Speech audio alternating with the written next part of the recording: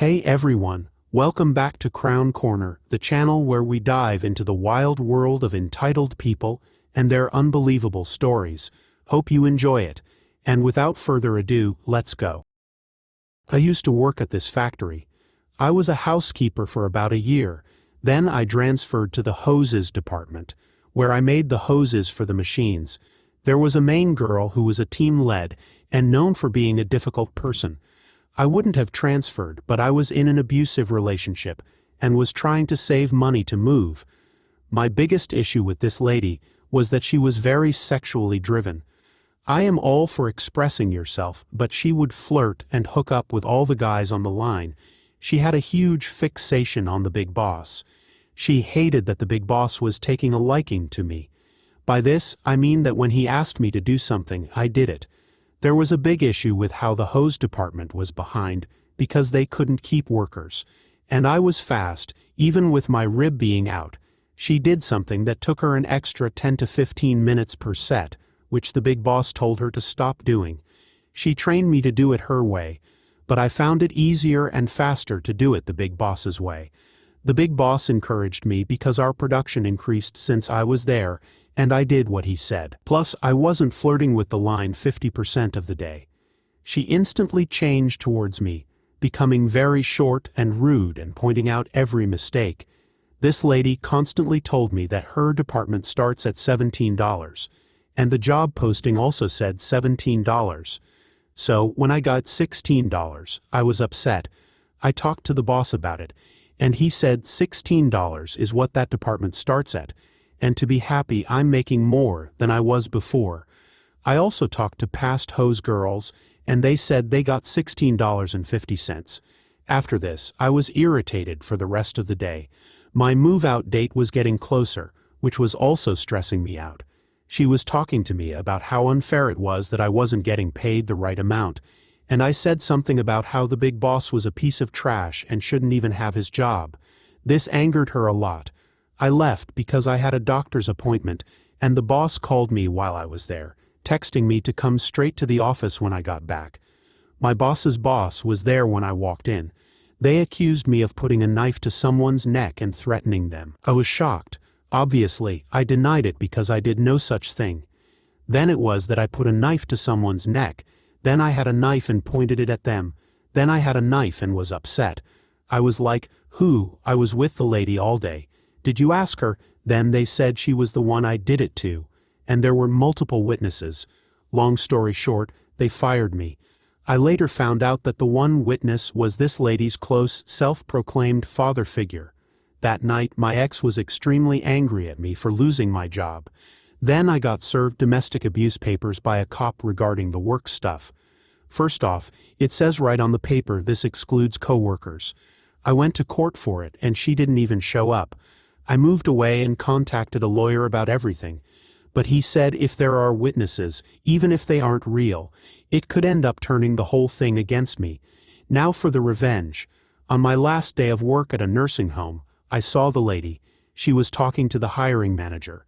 She left, and I instantly went in and asked, was that lady's name her name? And got told yes. I explained how she got multiple people fired at her old job, and loves to start and stir drama. The hiring manager said she would note that. The lady did not get the job. Just a short one to celebrate a victory. The dilemma: our company has flexible working hours, and some of us who are late sleepers or have to take care of small children in the morning will not start work before 9 or 10 a.m. Unfortunately, one department we work with has their entire management level filled with early risers who just love to set up early morning meetings. We need another weekly meeting to discuss current operations. How about 8 a.m. on Monday? Let's vote on it. The early risers are the majority. Our arguments are disregarded, and their boss says, well, we voted for it, and the majority believes that 8 a.m. is the best time. You'll have to adjust. That's how democracy works. Okay, he's right. If your name is Orban or Erdogan or Duterte, then that is how democracy does work. Majority good, minority bad, down with the minority. Recently, the number of topics started to exceed the capacity of that meeting, so it was decided to have another weekly to deal with the rest. We asked for nothing more than to schedule the new meeting after 10 a.m. But that's for the majority to decide. I'll ask my assistant to schedule a new meeting that fits into everyone's schedule, he said with a smirk, knowing that the assistant would ignore any morning blockers that were not actual meetings. Time for some malicious compliance. Since the assistant had already left, early risers, the opposing forces gathered and started to invent new weekly and daily meetings for our department. Now we had early morning meetings every day. A daily just after the early risers' lunch break, we prefer to eat later, and various other weekly meetings that blocked other important time slots. Today, the assistant surprised the department head with her new meeting proposal for a mid-afternoon, just before he usually leaves, and likes to leave a bit earlier. Since all earlier slots were already blocked, I know for sure that he suspects foul play, but our team has joined the effort, and even my boss has claimed that she's only seeing valid entries in our calendars. The people's democratic resistance works. Take that, tyrannical pretenders. Winking face, we'll probably wait another 2 or 3 weeks before we delete the dummies from our calendars. I was on the phone with them this morning because they called after I texted them an update on my husband's and my house hunting adventure. I am currently pregnant with our third baby and live safely 15 hours away from the people who birthed and raised me while simultaneously messing me up mentally and emotionally. Why I stay in contact with them nowadays is becoming more and more of a mystery to me. But here we are. While looking at one of the houses I was describing online, my dad asked where they would stay in the future. Stupidly thinking, as a guest, I mentioned one of the extra rooms could be a multi-purpose room. If you have an air mattress and you're coming for a visit, there you go. This house has co-bedrooms, 5, if you count one of the rooms on the main floor. He then asked about permanently. Further in the future. I said, permanently, he said, when I retire or sometime after that. You know, stairs won't be your mom's and my friends around then. I asked, you think you will be living with us? Of course, he replied. No, I said. We can help with the kids, he argued. No, I repeated. My mom chimed in. Remember? We always talked about this when you were younger. No, I said again. Dad asked, what? Are you going to put us in a home? You'll make friends, I replied. Well, that's not nice of you, he exclaimed. I never said I was, I responded. The discussion ended after that. Update.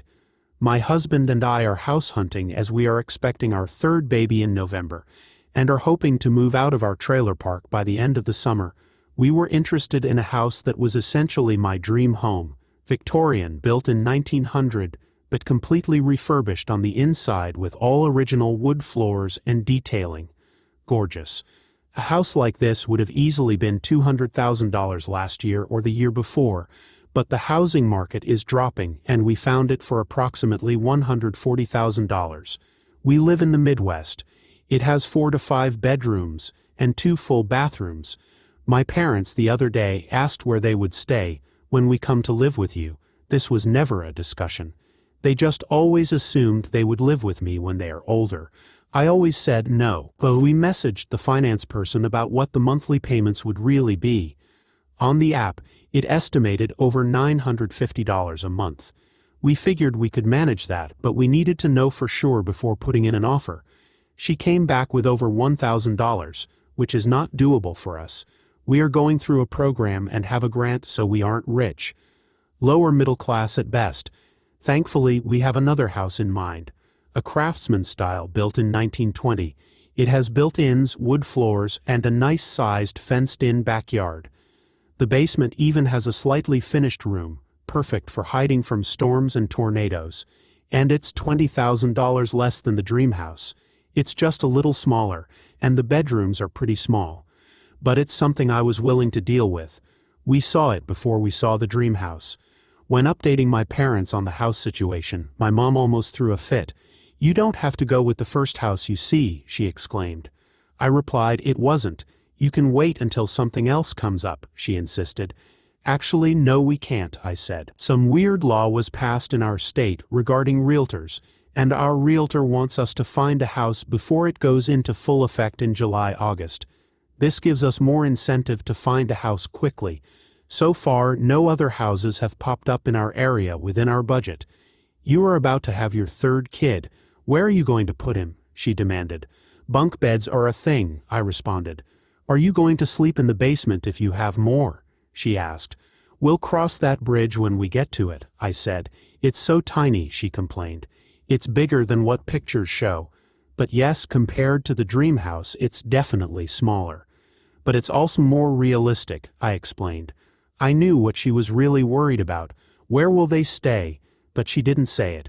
She started looking at other houses on the app and tried to bring them up to me. They were all houses we had already looked at, or were too far away from my husband's work. She was really trying. My dad was pretty relaxed about the whole thing. She even brought up a house that needed serious work. We want to live in the house, Mom. And we don't want a money pit, I said. She practically growled at me. The call soon ended after that. Edit to add, for all those explaining the realtor law thing to me in the comments, thank you. My husband did explain it to me as well, but I do better with reading information than hearing it. Also, I mentioned this in a few comments, but it might be buried soon. The Craftsman house is not looking doable for us either, unless it goes down in price by around $10,000. We only qualified for 3% down in our program, so we would still be paying more than we can or want to each month. We are looking at other houses, some a little further away from my husband's job. It seems all the more affordable houses that are in decent shape are almost an hour's commute from my husband's work. This is something we are okay with. We aren't overly happy about it, but we are willing to roll with it because it's not the worst thing in the world. Enjoying the stories yet? If you do, please subscribe, like, and comment. One of my first posts here was about a demanding woman insisting I get out of my power wheelchair to let her son have a turn, and then becoming hysterical when I said no. I had only encountered her once more since that incident, and I hoped that would be the last time. Unfortunately, that was not the case. Megatron Karen strikes again. I am a C4 to 5 incomplete quadriplegic, and although I have use of my upper body, I still rely on my power wheelchair to get around town. I recently received a new power wheelchair and am still getting used to it. Although it looks slightly different from my old one, it still attracts unwanted attention. A few days ago, while I was downtown doing some shopping, I saw Karen and her 12-year-old son walking into the mall as I was leaving. I wanted to turn and go the other way, but she had already seen me. In hindsight, I should have stayed in the mall and waited for her to lose sight of me, but at that moment, I just wanted to get as far away from her as possible. I exited the mall, hoping Karen wouldn't follow me, but you know I wouldn't be telling this story if that were the end of it. There is a discount clothing shop just outside the mall that I planned to visit, so I went there. After a few minutes inside, I felt someone watching me. I turned and saw Karen and her son near the entrance, with Karen glaring at me. When I looked at her, she immediately looked away, pretending to shop. I headed to the plus-size section, hoping to lose her, but in retrospect, that was a bad idea. I call her Megatron Karen for a reason. When I reached the plus-size section, I naively thought I was safe, but oh no, dear readers, it had only just begun. As I was looking through the racks, I again felt someone watching me. I looked around and saw Karen at the end of the aisle, staring at me. When she saw me see her, she looked away. Then came a strange game of cat and mouse. I moved to another aisle, and she followed me. I went back the other way, and she followed me. To avoid causing a scene, I left the store hoping to outrun her. Unfortunately, I was not that lucky. As I left the store and was going down the block, I got that same feeling. I turned around, and wouldn't you know it, there she was, me. What the heck is wrong with you, lady? Why are you following me, Karen? Excuse me, I'm not following you. Me. Okay then, I went in the opposite direction to call her bluff. Guess what? The lunatic followed me. I could hear her coming up close behind me, so I stopped short, causing her to run straight into the back of my power chair. The sounds that followed were very satisfying, as she hit her knee hard into the bar at the back of my chair, hit her belly directly into a hook near the top where a headrest can be placed, and almost fell over in an attempt to correct her balance. "Karen, what is wrong with you? You could have killed me. That wouldn't have happened if you weren't following me. Now what do you want, Karen?" After muttering incoherent slurs in anger and pain from hitting the back of my chair. You insolent little... Get out of that wheelchair now before I call the police on you for assault, me. Really, lady, how about you take a look above your head, pointing to the CCTV camera directly outside the store I stopped in front of. That will show you following me, as will the one inside the store we were in before, and the mall you followed me out of. Please, Karen, call the police. I dare you, Karen, Slinnies me.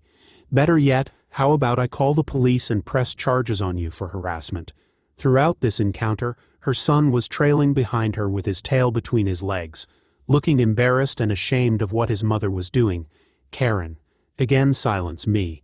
Getting out my phone to take a picture of her face. This picture is time-stamped with my location.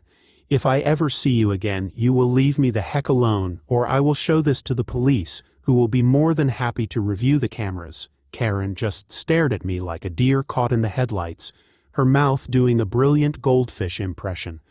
I left to continue my shopping. I haven't seen her since then, but I hope she took my threat seriously. I didn't want to take things further because that would probably get the Department of Child Services involved, Australia's version of Child Protective Services. But if anything else happens, I'll be sure to post it. Thanks for reading. I'm sorry this is long. So I, a 26-year-old woman, have been married to my 32-year-old husband for 3 months now. We dated for 3 years prior, and everything was great. We bought and settled into a house, and I was ready to live the rest of my life in blissful peace. Until I got a "Hey girl" text. This girl messaged me saying that she and my husband went on a few dates, and when they decided it wasn't going to work, she asked him to delete all her sensitive pictures. Apparently, he laughed and said, "That's not how that works," before blocking her. She was frantic because he asked her for some really provocative niche pictures that had her face in them.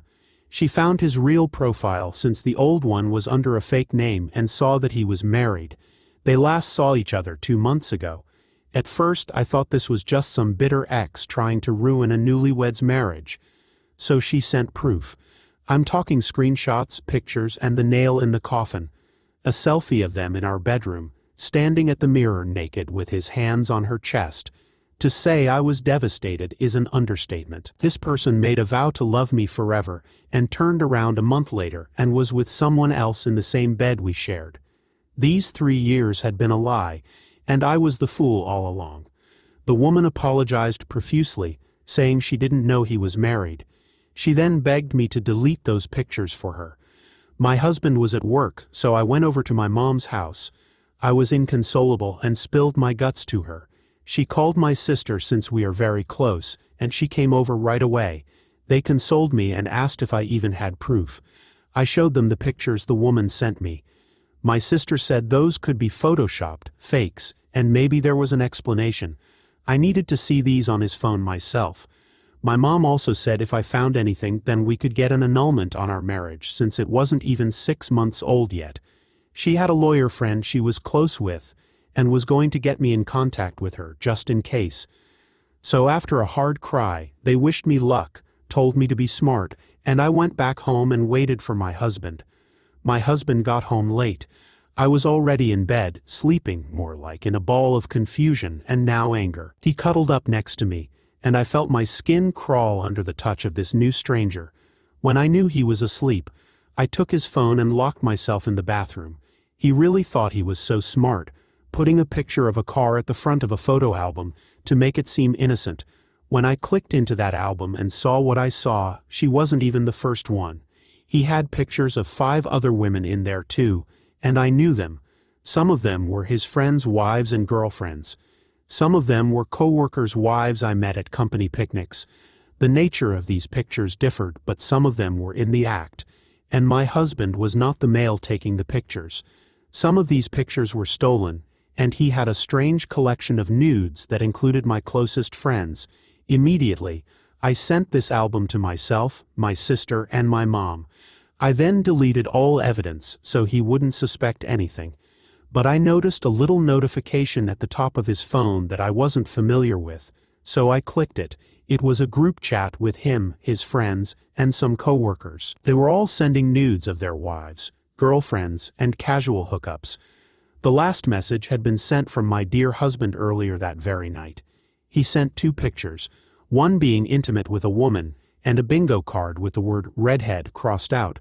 There were likes, reactions, and praises from the other men, some complaining that they couldn't find one and asking for her number. I scrolled for hours. The group chat was started in 2022.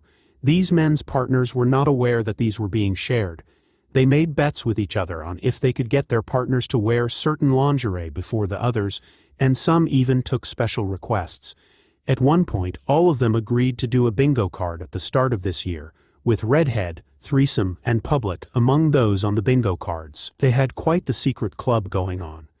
I even found my own nudes shared, and I cried. These intimate private pictures of my most vulnerable state were rated and joked about by these men. The number of screenshots I took was overwhelming. I tried to capture as many as I could with the names of the women. In total, 9 guys were sharing these pictures. Some were not cheating but knew of the infidelity going on and praised it. I had to be smart about this, and think everything over. I sent everything to my sister and mom before deleting the evidence and putting the phone back. It took everything in me not to shove it where the sun doesn't shine. But lying there beside him for a moment, I thought, maybe I could pretend I didn't see anything, act like everything was fine. Hot tears poured out of my eyes, just like he pretends to love me. I took off work the next day and went to my mom's to start a plan. My sister, being the detective she is, started finding and making a list of women.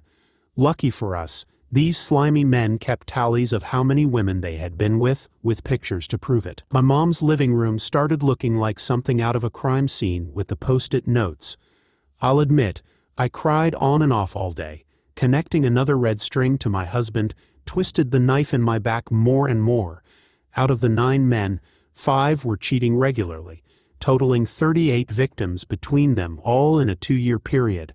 I was mentally so drained. I messaged my husband and told him I was spending the night at my sister's as she had found kittens earlier that week and they needed to be fed every 2 hours. So that's what we did, ordered pizza, connected pictures with names, cried, and fed kittens. My mom was my absolute rock through this. We devised a plan once we found 30 of the 38 women. I went home the next night to not look suspicious.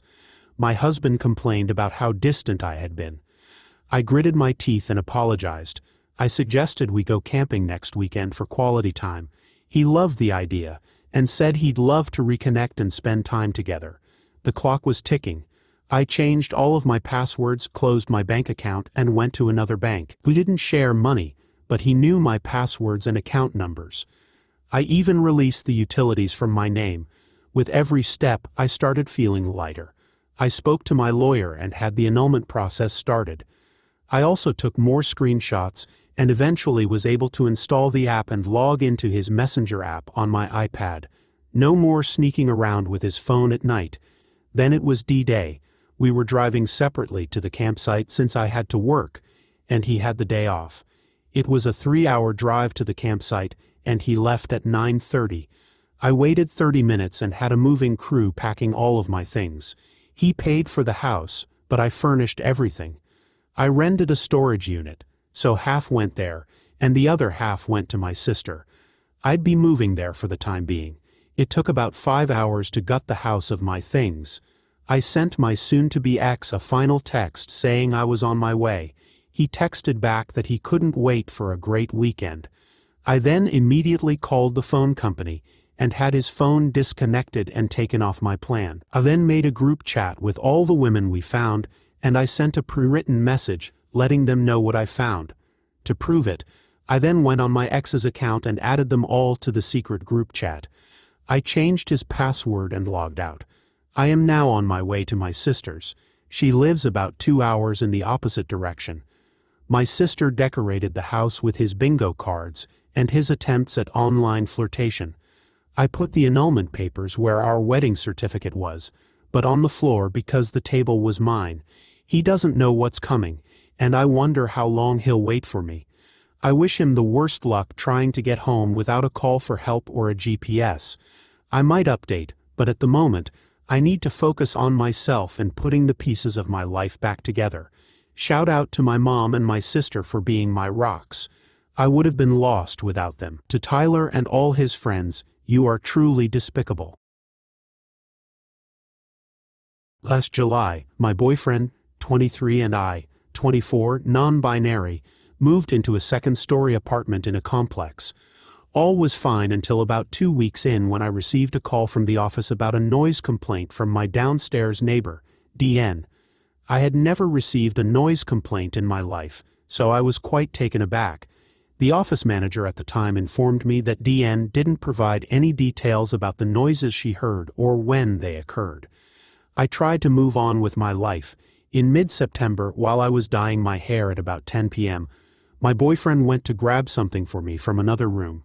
He moved my desk chair to the side and suddenly, bang bang bang, DN was banging a broomstick on her ceiling my floor to make us be quiet. This obviously annoyed us, but we let it go, finished my hair and went to bed. This continued for weeks. If we dropped something, there was banging. If we walked across the apartment, there was banging. If we sat down too hard, there was banging. If the desk chair rolled across the hardwood floor, there was banging. In early November, my boyfriend caught COVID and stayed home for a few days. One night, he got up to get some NyQuil and accidentally dropped the bottle. The next day, we were visited by 2 staff members from the office about another noise complaint regarding loud banging in the middle of the night. We denied this and informed them about the banging from DN. They dismissed it and told us to get it on camera. At this point, the frequent banging was causing me severe mental health issues. We were constantly whispering and walking on tiptoes, and every loud noise nearly sent me into an anxiety attack. We were looking for reasons not to be home because being there made me depressed and anxious. I felt like a child in an abusive household. About a week later, I wrote an email to the complex, specifying multiple instances of the banging, emphasizing my emotions, and stating that I felt harassed and didn't feel safe confronting DN in person. While I was writing the email, DN banged up at us because I dropped something. This email went unanswered for a week. During that week, my 17-year-old cat fell out of a chair and DN banged up at us again. I had an anxiety attack, and my boyfriend, fed up with everything, went to confront DN. I made sure he recorded the conversation on his phone and instructed him to leave if things escalated. He returned frustrated. DN had complained about having a migraine and could hear everything we're doing up there, but declined to have any real conversation. She agreed to stop banging up at us. A few days later, I went to the office to bring up the issue since no one had answered my email. I spoke to the same office workers and paraphrased what I'd written in my email, detailing the incident between my boyfriend and DN. They offered to set up a meeting where they would listen from DN's apartment to hear the noises while someone stayed upstairs with us. I agreed, but DN later denied the meeting. 2 weeks later, I received a call at 10 a.m. that the office people would be by at 2 p.m. to do the noise inspection. They showed up an hour late, and instead of having us make noise as expected, the property manager and an office worker came up. I told them about some things that might be causing the noise, like creaky flooring and sticking doors. They tried to fix the doors, unsuccessfully, and basically dismissed my concerns about the harassment, telling us to just be considerate, mind the quiet hours from 10 p.m. to 7 a.m., and call the courtesy officer if there were any issues at night. I want to emphasize that we do not stomp, bang things around, have loud arguments, throw parties, or drag furniture. My boyfriend and I come home from work, watch TV or play video games, make dinner, and go to bed. My elderly cat does stumble or fall instead of jumping, but she weighs only 7 pounds and is not very active. The only complaints about her were regarding her jumping all over everything. We even bought a $50 rug to put under our desk chairs to muffle some of the noise. We tried to be quieter when the noise complaints came in, but nothing was good enough for DN. It genuinely felt like she wanted us to float around our apartment. I hoped things would calm down at this point. We stopped hearing banging, which was good. There were a few nights where I heard loud yelling from my next-door neighbors, which I recorded because I knew DN might attribute it to us. A few weeks later, we received an email from the property manager threatening us with a lease violation and a fine if we didn't stop the noise. We were obviously angry and tired of being harassed for simply existing in our apartment. We responded to the property manager, expressing our displeasure, explaining that we still hadn't been given details about the noise or when it was occurring, and we also threatened legal action. The property manager quickly changed her tune, stating that her email was a cursory one she always sends with noise complaints, even though it was personalized to our situation. She informed us that the reported noises were banging, moving furniture, and loud arguing. I told her that I had video proof that the arguing was not us, and we scheduled a meeting to discuss it further. One night before this meeting, we spent the evening being as quiet as possible. We ate leftovers, built a Lego set in bed, watched TV with the volume so low we could only follow along with subtitles, and went to bed by 10 p.m. Neither of us got up during the night. The next day, the property manager told us that DN had reported we were particularly loud the night before. At the meeting with the property manager, I showed her the video of my next-door neighbors arguing, pointed out that everyday noises from other apartments are expected, and the leasing office cannot be expected to stop them from penetrating our apartment, and reiterated how I felt harassed by DN and how my mental health had declined. We stated that if the problem wasn't resolved, we expected to be let out of our lease with no fees attached. The property manager confided that DN was making multiple reports about us each week and seemed a bit difficult. She wondered if DN was being biased against us or just self-absorbed. She said she would talk to the complex's courtesy officer as he wasn't doing his job correctly. He'd told DN to call 911 on us instead of observing the noise claims from her apartment, and assured us that she wouldn't issue us a lease violation without undeniable proof. In February, I got new upstairs neighbors, and as they were moving in, the noise level rose. I didn't mind since it was temporary moving noise, but DN somehow heard all of it and started banging up at us again. This time it was a heavy thud that shook my floor. I let it go and made a note in case it continued after the upstairs neighbors finished moving, which it did. In early March, I sent an email to the property manager detailing all the times we'd been banged at and what we were doing when it occurred. This email went unanswered. We went to the leasing office to get a package a few days later and ran into the property manager, who explicitly told us she ignored my email because she was too busy with construction in the complex. She suggested that the bangs from DN might have been the door to the stairs next to my apartment, but I knew it wasn't that because the door was quieter and didn't shake my floor. We decided to move at the end of our lease anyway, so whatever. There were a couple more banging incidents that I emailed about, receiving very generic responses, until finally the property manager informed us that DN would be moving soon. Since then, there hasn't been any more banging, so I assumed either DN gave up or the property manager did something to make her stop. Recently, I checked the Google reviews for my complex, as they'd been emailing us asking for good reviews, and I saw DN had left a lengthy 1-star review mentioning our situation. Here's a quote: "Our neighbors above us have been a nightmare. You can hear every step, slamming things on the floor, the cat jumping off things all the time, furniture moving all throughout the day and night. It has been a mix of our neighbors being truly inconsiderate and the apartment not installing the correct subflooring between levels.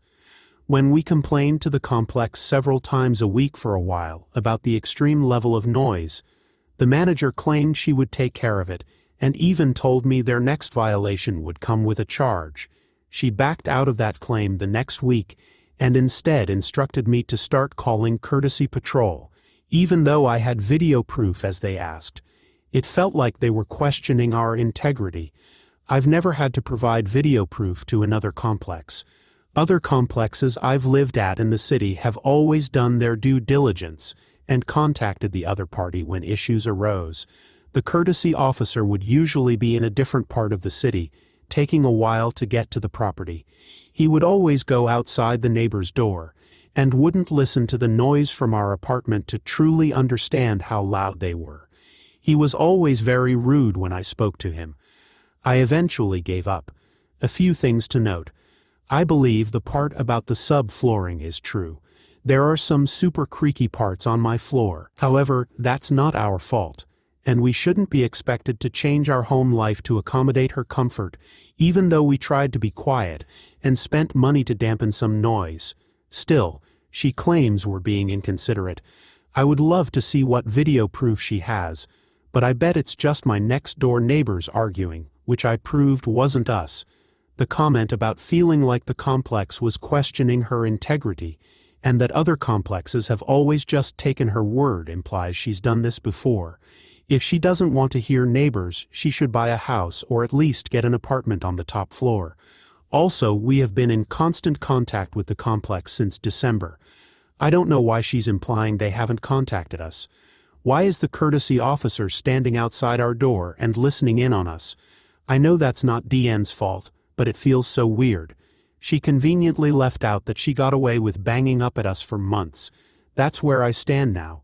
As of writing this, she's still downstairs, and we're moving at the end of next month. I'm praying nothing else happens. Sorry for how long this is. I just really needed to get this out. If you made it this far, thanks for reading. Thanks for joining us. If you enjoyed the video, don't forget to hit the like button and subscribe for more captivating stories.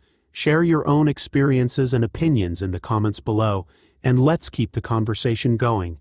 Until next time, stay tuned for more epic tales.